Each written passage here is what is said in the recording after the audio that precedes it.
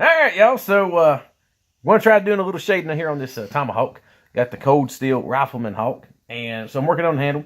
And I was a little curious whenever I first got into this about how to do the shading, how does it work. So whenever you're using one of these handy-dandy wood burning pens, you also want to make sure that you adjust the heat correctly. So for me, I keep it right in there on the orange and on the red line. So that way I find that to be just right. If you go too far into the red, it seems like it just kind of burns a little bit too hot and it don't really burn evenly. So you just want to get that right in the middle.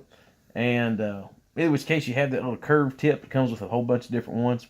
But all you're doing is you're just going in there and you're just lightly, it seems like you're coloring.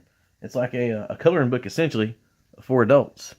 And all you do, it takes a little bit of time, but after you have the area that you want to shade in, after you have it carved out or ready, you can go ahead and you just kind of work it in these small little circles and you work your way around. And it's actually pretty easy. Sometimes whenever you have the wood, it has a few little lumps, right here and there. But the thing of it is that you have to lightly shade on top of it, because if you press down too hard where it has the heat, it'll just sink in. So you have to make sure that you do those real small, tiny circles lightly above the top of the wood, so that way it doesn't wind up jacking it up or anything.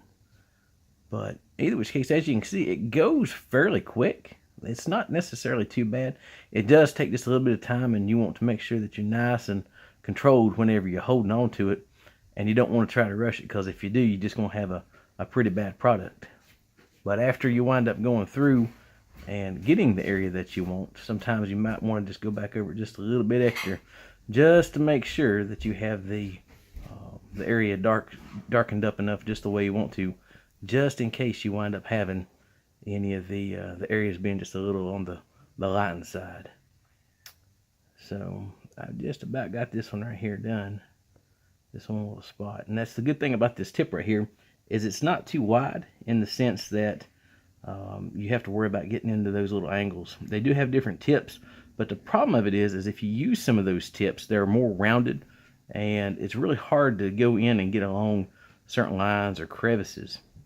And of course, off the camera, I'm going to go back over this just a little bit. But as you can tell, it's not too hard to do. Well, it's kind of fun. And just figured I'd show you guys this right here and do a little sharing with you. You guys have a good one. We'll make another little video some other time and let you see how this kind of progresses and moves along here. All right, y'all have a good one now.